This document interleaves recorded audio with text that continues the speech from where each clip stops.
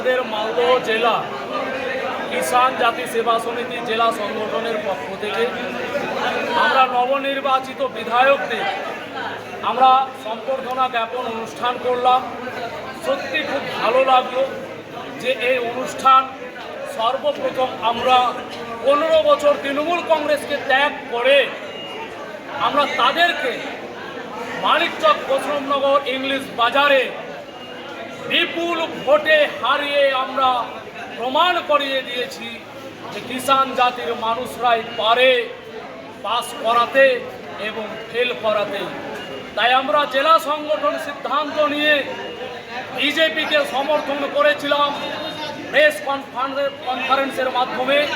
তাই আমাদের জনজাতির মানুষ সকলে ঐক্যবদ্ধ হয়ে বিজেপিকে ভোট দিয়ে নির্বাচিত করেছেন মানিকচক বসরামনগরে নবনির্বাচিত বিধায়ক।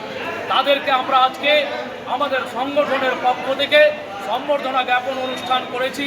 এতে তারা এসেছিলেন, সত্যি আমাদেরও আনন্দিত লেগেছে এবং তাদেরও আনন্দিত লেগেছে।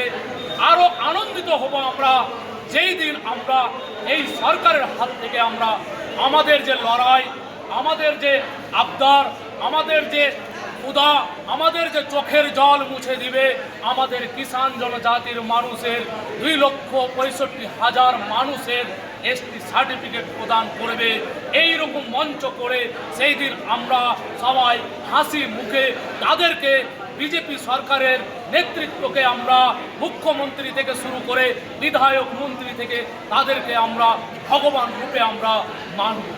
আশাবাদী, যেহেতু মাননীয় মুখ্যমন্ত্রী শুভেন্দু অধিকারী মহাশয় বুধনির মঞ্চে বলে গেছেন, আপনারা দেখেছেন, আপনারাও সেখানে উপস্থিত ছিলেন, আপনারা প্রেস মিডিয়া ছিলেন। একদিকে